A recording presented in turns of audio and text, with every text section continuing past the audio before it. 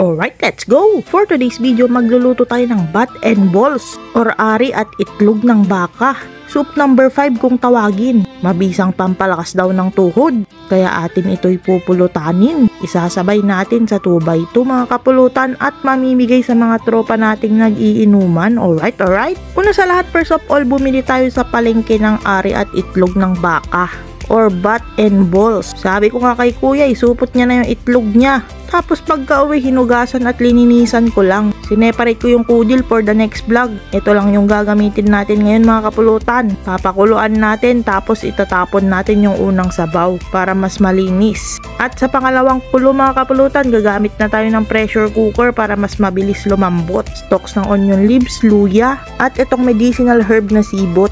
Salt and pepper na rin, saka natin i-pressure cook ng 30 minutes up to 45 minutes hanggang lumambot. Pasingawin nyo muna yung pressure cooker, baka bumtak yan. At nung malambot na yung ating bat and balls mga kapulutan, isa-set aside na natin at hihiwain ng bite size. Mainit-init pa, hindi ko na pinalamig, hiniwa ko na agad para mabilis. Yan, solid yung itlog niya mga kapulutan, napakalambot na yan. Itlog at ari ng baka. I-drain lang natin itong pinagkuluan kasi gagamitin yan mamaya. Tapos magigisa na tayo ng luya, bawang at sibuyas. Pinagsabay-sabay ko na pero dapat ikaw ang inuuna. Charot! Ayun, linagay ko na rin yung bat or ari ng baka. Una kong ginisa yan. Hinaluan ko rin ng balat ng kambing. Wala lang, nakikita ko lang sa rep. Bakit ba? Tapos 755 pieces na paminta at konting patis. Saka natin igigisa, imemekos-mekos. Halo ko na rin yung pinagpakuluan. At dahil Ilocano version mga kapulutan, kailangan natin ng papait. Drain ko lang yan. Saka natin ilalagay dito sa ating soup number 5. Konting suka, siling haba na green at kulay red na red para may sipa ng anghang.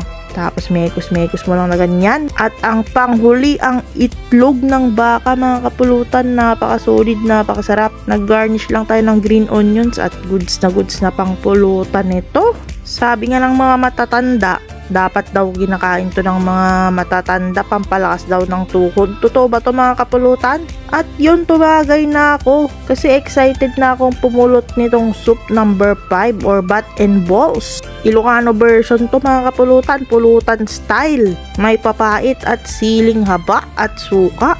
Pinatagay ko na din ng mga kainuman natin at gusto na nilang tikman ang itlog ng baka. Alright.